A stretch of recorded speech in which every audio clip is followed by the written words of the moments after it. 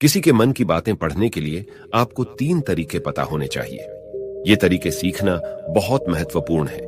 इन तरीकों को सीखकर आप आसानी से समझ सकते हैं कि कोई कैसा सोच रहा है। तो आइए, मैं आपको गौतम बुद्ध की एक कहानी सुनाता हूं जो आपको दूसरों के मन को पढ़ने के तरीके सिखाएगी। बहुत समय पहले की बात है। एक छोटे से गांव में 2 भाई थे।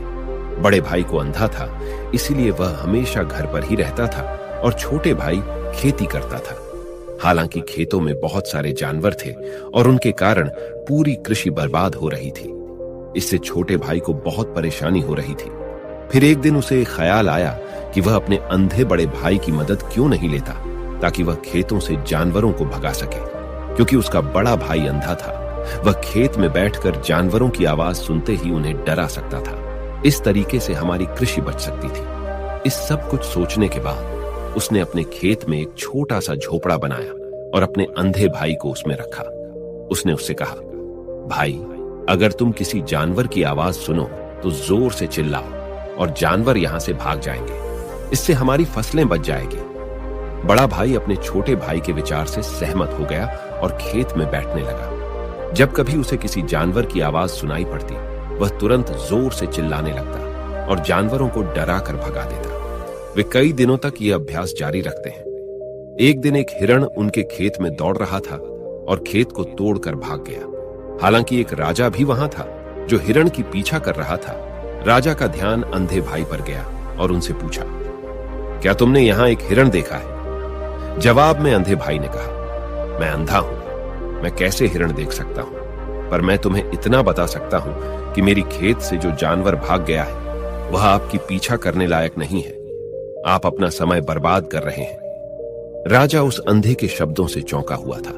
उसे आश्चर्य हुआ कि अंधा यह कैसे कह सकता है कि जो हिरण मैं ढूंढ रहा हूं वह पीछा करने लायक नहीं है। तब राजा ने अंधे से कहा, क्या तुम मुझसे झूठ नहीं बोल रहे? एक ओर तुम कहते हो कि तुम अंधा हो और दूसरी ओर तुम यह दावा करते हो कि वह जानवर जो यहां से भाग गया है मेरे पीछे पड़ने के लायक नहीं है। फिर अंधा भाई ने कहा, ओ राजा, वह प्राणी जिसे तुम हिरण समझ रहे हो वह वास्तव में हिरण नहीं है। वह एक मादा हिरण है और मेरे ज्ञान के अनुसार वह गर्भवती है। मैंने कभी सुना नहीं है कि कोई राजा एक गर्भवती मादा हिरण की शिकार करता है। इसलिए मैं तुम्हें यह कह रहा हूं कि वह तुम्हारे पीछे पड़ने के लायक नहीं है। तुम्हें उसकी पीछा करने में अपना समय बर्बाद नहीं करना चाहिए। यह सुनकर राजा और भी हैरान हुआ। उसे समझ में नहीं आया कि अंधा यह कैसे जान सकता है कि वह गर्भवती मादा हिरण है।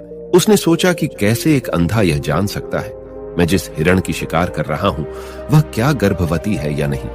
इस अद्भुत अंधे का इतना आत्मविश्वास के साथ कैसे कह सकता है? इसलिए मुझे इसे जांच करना होगा। इसलिए राजा ने सत्यता जानने का निश्चय किया और अपने कमांडर से कहा, कमांडर, मुझे चाहिए कि वह प्राणी जिंदा रहे, क्योंकि मुझे जांच करना है कि यह वाकई एक गर्भवती मादा हिरण है। यह अंधा आदमी इतनी आत्मविश्वास के साथ कह रहा है और मुझे यह सुनिश्चित करना है।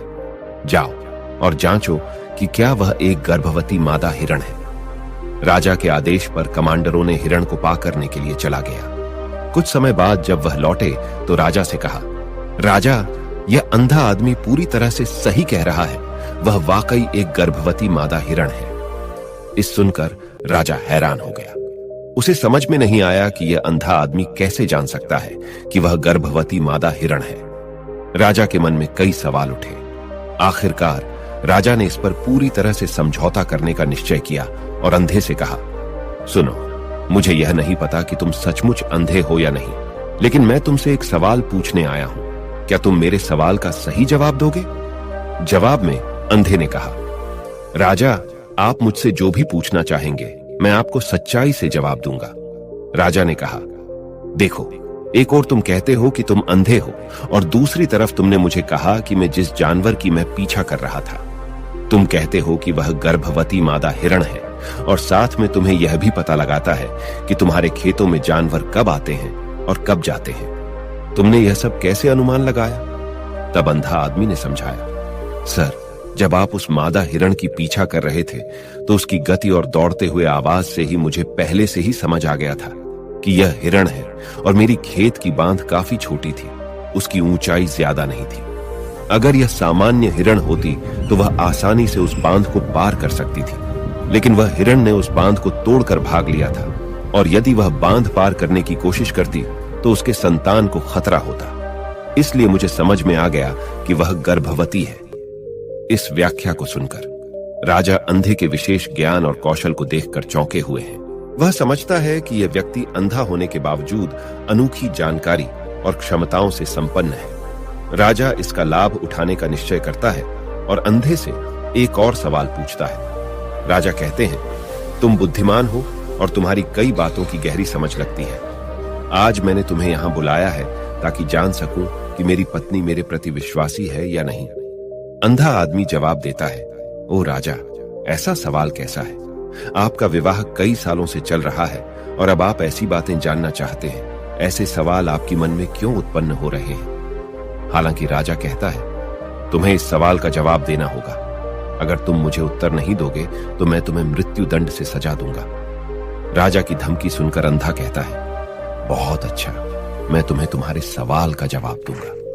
ओ राजा, अगर तुम इस सवाल का जवाब चाहते हो तो तुम्हें मेरी एक सेवा करनी होगी। राजा पूछता है, मुझे बताओ, मुझे क्या करना होगा? व्यक्ति जवाब देता है, उसके लिए तुम्हें अपनी पत्नी को मेरे साथ एक कमरे में अकेले छोड़ देना होगा। यह सुनते ही राजा पहले तो गुस्सा होता है, लेकिन कुछ समय सोचने के बाद वह उस व्यक्ति की बात मानता है और अपनी पत्नी को उसके साथ एक कमरे में भेजने का आदेश देता है। कमांडर उस पर क्रियान्वयन करता है और अंधे आदमी और रानी को एक कमरे में अकेले छोड़ देता है। उस समय अंधा अपनी बात कहते हैं, मुझे तुम्हें छूना है। ये सुनते ही रानी बहुत गुस्से से भरी हो जाती है और अंधे को पीटने लगती है, कभी हाथों से तो कभी पैरों से और कभी पूरी ताकत से। वह उसे बेहद बेरहमी से पीटती है। बाद में किसी तरह अंधा अपनी जान बचा लेता है और राजा के पास जाता है। उसने राजा से कहा, ओ राजा, आपकी पत्नी विश्वासी नहीं है। इस सुनते ही राजा बहुत गुस्से से भरकर अपनी तलवार निकालता है और सीधे अपनी पत्नी के पास जाता है। उसने उससे गुस्से में कहा, रानी, आज मैं तुमसे एक सवाल पूछूंगा और तुम्हें सच्चाई से जवाब देना होगा। अगर तुमने झूठा बोला तो मैं तुम्हारा सर तुरंत अलग कर दूंगा। फिर उसने पूछा, मुझसे कहो, क्या तुम विश्वासी हो या नहीं? इस पर रानी ने कहा, ओ राजा, तुम मुझे मार दो, लेकिन मैं विश्वासी नहीं हूं। राजा बहुत खुश हुआ क्योंकि वह सब कुछ जो अंधे ने कहा था वह पूरी तरह से सच था। इस सुनते ही राजा तत्काल अंधे के पास जाता है और पूछता है, तुमने कैसे जान लिया कि मेरी पत्नी विश्वासी नहीं है? अंधा उत्तर देता है, ओ राजा, यह काफी सरल है। मैंने आपकी पत्नी से कहा कि मैं उसे छूना चाहता हूँ और वह इतनी रोष में आ गई कि मुझे मारने लगी। वफादार औरत कैसे किसी अन्य पुरुष को छू सकती है? जब मैंने उससे कहा कि मैं उसे छूना चाहता हूँ, वह मुझे इनकार कर सकती थी, लेकिन उसने मुझे मारना शुरू कर दिया और उस प्रक्रिया में उसने मेरे पूरे शरीर को छुआ। अब तुम मुझसे बताओ, इस प्रकार की औरत विश्वासी कैसे हो सकती है? राजा कहता है, तुम बहुत बुद्धिमान हो। ठीक है, तो चलो आगे बढ़ते हैं। उसके बाद वह जोर से कहता है, एक और सवाल का सही जवाब दो और मैं तुम्हें यहां से जाने दूंगा। राजा फिर पूछता है, मुझे बताओ, क्या मैं सचमुच मेरे पिता का बेटा हूं या किसी और? इस पर अंधा आदमी उत्तर देता है, ओ राजा, इससे तुम्हारा क्या लेना देना? चाहे आपके माता पिता कौन हो, आप इस राज्य के राजा हो, तो इस सवाल को छोड़ दो। लेकिन राजा जिद करता है, नहीं, मुझे इस सवाल का सटीक जवाब चाहिए, वरना यह सवाल मुझे हमेशा परेशान करेगा। इसलिए मैं सच्चाई जानना चाहता हूं।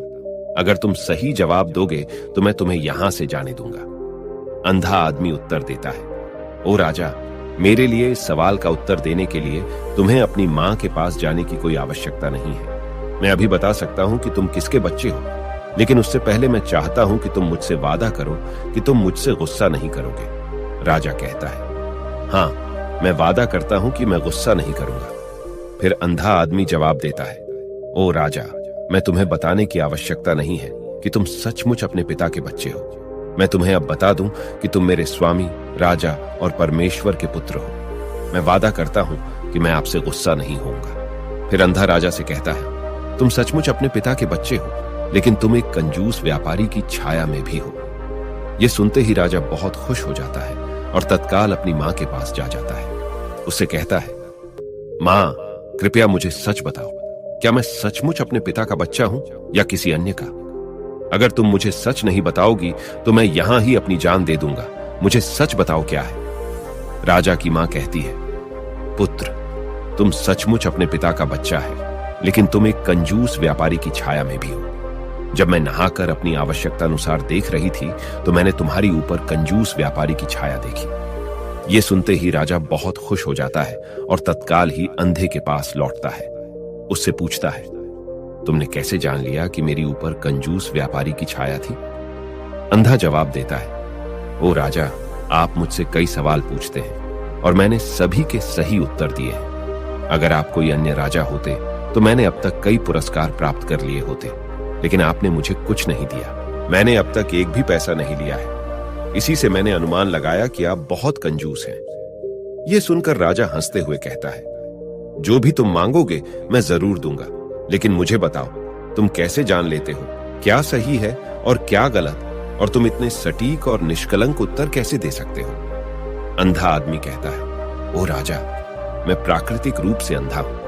अगर मेरी आंखें होती तो मैं किसी के विचारों को आसानी से समझ सकता। मन का अपनी भाषा होती है और इस भाषा को किसी के शरीर की क्रियाओं में देखकर समझा जा सकता है। व्यक्ति की आंखों, होठों, काम करने के तरीके और उनकी गतिविधियों को देखकर हम समझ सकते हैं कि उसके मन में क्या चल रहा है। इस पर आधारित हम किसी की विचारों को जान सकते हैं, लेकिन मैं अंधा हूं, इसलिए मुझे क्रियाओं के माध्यम से जानना पड़ता है। अगर मुझे कुछ जानना होता है तो मैं अगले व्यक्ति को कार्य सौंपना पड़ता है। देखना होगा कि वह कैसे काम करता है और उसके आधार पर मैं समझ सकता हूं कि उसके मन में क्या चल रहा है। इस सुनते हुए राजा पूछता है, क्या इसका मतलब है कि मैं भी किसी के विचारों को जान सकता हूं? इस पर अंधा आदमी कहता है, बिल्कुल, आप भी किसी के विचारों को समझ सकते हैं, लेकिन उसके लिए आपको पहले अपनी आत्मा पर काम करना पड़ेगा, और वह काम है अपनी मानसिकता को शांत करना, अपनी मानसिकता को वर्तमान में लाना। इसके लिए आज मैं आपको 3 तरीके बताऊंगा, और ये 3 तरीके बहुत ही सरल और आसान हैं। लेकिन राजा, इससे पहले आपको एक चीज करनी होगी, अपनी मानसिकता को संकेंद्रित करें। हम जब अपनी मानसिकता को संकेंद्रित करते हैं तब हम दूसरों के विचारों को समझ सकते हैं, क्योंकि वह व्यक्ति वर्तमान में सोच रहा है, और हमें भी अपनी मानसिकता को वर्तमान में लाना होगा, तभी हम उनके विचारों को समझ सकते हैं। अगर हम पिछली घटनाओं के बारे में सोच रहे हैं तो हमें यह कैसे पता चलेगा कि दूसरा व्यक्ति वर्तमान में क्या सोच रहा है, क्योंकि हम पिछली घटनाओं में लिपटे हुए हैं। तो किसी के विचारों को जानने के लिए सबसे पहले हमें अपनी मानसिकता को संकेंद्रित करना होगा और उसे वर्तमान में लाना होगा। उसके बाद यह व्यक्ति राजा से कहता है, राजा, मैं जरूर 3 तरीकों को बताऊंगा जिनसे आप किसी के विचारों को आसानी से समझ सकते हैं। इसके बाद अंधा राजा से कहता है, राजा, पहला तरीका है आंखों पर ध्यान देना। किसी से बात करते समय सबसे महत्वपूर्ण यह है कि हम उसकी आंखों में देखें, क्योंकि आंखें बोलती नहीं, लेकिन वह बहुत कुछ कहती हैं। अगर हम उस व्यक्ति की आंखों में के संकेतों को समझना सीख जाते हैं तो हम जान सकते हैं कि उनके मन में क्या चल रहा है, वह क्या सोच रहे हैं और वह क्या करने वाले हैं। मेरी अपनी आंखें नहीं हैं, लेकिन मैंने यह कौशल प्रिय गौतम बुद्ध से कई साल पहले सीखा था। वह मेरे शिक्षक और मार्गदर्शक थे। उस समय मेरी आंखें थीं और मैं सिर्फ उनकी आंखों के माध्यम से लोगों के विचारों को समझ सकता था। इसीलिए अगर आप भी दूसरों के विचार जानना चाहते हैं तो आपको उनकी आंखों पर ध्यान केंद्रित करना चाहिए, जैसे कि उनकी निगाह, वह कहां देख रहे हैं और किस दिशा में है। अगर जब आप उनसे बात कर रहे होते हैं उनकी आंखें इधर उधर घूम रही हों तो यह मतलब है कि वे बातचीत से बचने का तरीका ढूंढ रहे हैं और कोई शायद झूठ बोल रहा हो। अगर व्यक्ति सीधे नजर से टकरा रहा है तो यह मतलब है कि उसका डर है कि उनका झूठ प्रकट हो सकता है और लोग सच्चाई को जान लेंगे। लेकिन अगर उनकी आंखें बिना हिले आपको देख रही हैं तो वह शायद ईमानदार हो सकते हैं और उन्हें आपसे बात करना और अपने विचार साझा करना है। इसके अलावा देखें कि उनकी भौं कैसे हिल रही है। अगर वह दूसरी ओर देखते हुए उनकी भौं नीचे जाती है तो वह शायद कुछ सोच रहे हैं या किसी अन्य चीज के बारे में चिंतित है। अगर उनकी भौं ऊपर जाती है और उनकी आंखें बड़ी हो जाती हैं तो वह आश्चर्यित या जिज्ञासु हो सकते हैं जिन्हें आपके विचारों के बारे में। यहां तक कि देखें कि उनकी पूंजी इतनी बड़ी या छोटी है। पूंजी आंख का काला हिस्सा होती है। अगर पूंजी बड़ी होती है तो यह मतलब है कि वह आपको पसंद करते हैं या आपके कहे को पसंद कर रहे हैं। वह उत्साहित या खुश हैं। अगर पूंजी छोटी होती है तो यह मतलब है कि वह आपको पसंद नहीं करते हैं या आपके कहे को पसंद नहीं कर रहे हैं। वह असहज या गुस्से में है। इसके अलावा देखें कि उनकी आंखों की सफेदी कितनी लाल है या कितनी सफेद है। आंख का सफेद हिस्सा स्क्लेरा कहलाता है। अगर स्क्लेरा लाल होती है तो यह मतलब है कि वह थके हुए, तंत्रित या बीमार हो सकते हैं। वह आपसे बात करना नहीं चाहते होंगे। मैं एक समय याद करता हूं जब मैंने एक थके हुए व्यक्ति से मिला था जो यात्रा कर रहे थे। हम जब बात कर रहे थे तो उसकी आंखें बहुत घूमती रहती थी, मुझे कभी देखती नहीं। इससे दिखाई देता था कि उसको चिंता थी और वह जल्दी जाना चाहता था। मुझे लगा कि वह कुछ छुपा रहा हो सकता है। वह मेरे साथ बात करना नहीं चाहता था, इसलिए मैंने उससे और सवाल पूछे। मैंने पता लगाया कि उसका एक गुप्त योजना था। इसी तरह अन्य भी चेहरे की भावनाओं की अन्य व्यक्तिगत व्यवहार होते हैं जो हमें आसानी से व्यक्ति के विचार समझने में मदद कर सकते हैं। कभी कभी व्यक्ति अपने चेहरे के माध्यम से विभिन्न व्यवहार दिखाता है। यदि आप किसी के चेहरे के अभिव्यक्ति पर ध्यान देते हैं तो आप आसानी से समझ सकते हैं कि वह व्यक्ति निराश है, बहुत दुखी है या बहुत खुश है। आप यह भी समझ सकते हैं कि वह अंदर कैसा महसूस कर रहे हैं, और ये सब बातें उनके चेहरे की अभिव्यक्ति के माध्यम से निश्चित की जा सकती हैं। ओ राजा, चेहरा एक चित्र की तरह है जो दिखाता है कि लोग अंदर कैसा महसूस कर रहे हैं। अगर वे कुछ नहीं कहते हैं तो यदि आप लोगों को बेहतर समझना चाहते हैं तो आपको इन नीरव संकेतों पर ध्यान देना होगा। जब आप किसी को देखते हैं जिनका मुंह नीचे की ओर मुड़ जाता है और छोटे से दुखी चेहरा बनता है, तो आमतौर पर यह मतलब होता है कि वह खुश नहीं है, संतुष्ट नहीं है या कुछ हार गए हैं। आप उनकी आंखों और उनके शरीर से भी समझ सकते हैं कि वह कैसा महसूस कर रहे हैं। वह निचले भावनाओं को महसूस कर रहे हैं। दूसरी ओर, जब कोई बड़ी और सच्ची मुस्कान होती है जो आंखों और गालों को उठाती है, वह खुशी, मित्रता और दयालुता की संकेत है। इसमें आंखों का बड़ा महत्व है। जब वे छोटी और चमकीली होती हैं, तो आप सुनिश्चित हो सकते हैं कि मुस्कान सच्ची है। देखें किसी व्यक्ति की भ्रूणी की जगह जहां त्वचा गहरी होती है और ढीली होती है। जब यह गहरी और तंग होती है तो यह अक्सर मतलब होता है कि वे उलझे हुए हैं, महसूस कर रहे हैं, कुछ कठिन या नई चीज को समझने की कोशिश कर रहे हैं। रुख का तरीका मुंह हमें बहुत कुछ बता सकता है। एक मुंह जो बंद और संकुचित हो, यह मतलब हो सकता है कि वह सहमत नहीं है, किसी चीज से संतुष्ट नहीं है या बातचीत करना नहीं चाहते। लेकिन एक मुंह जो खुला और आराम से हो, यह मतलब होता है कि वह खुले मन से बातचीत करने के लिए तैयार है।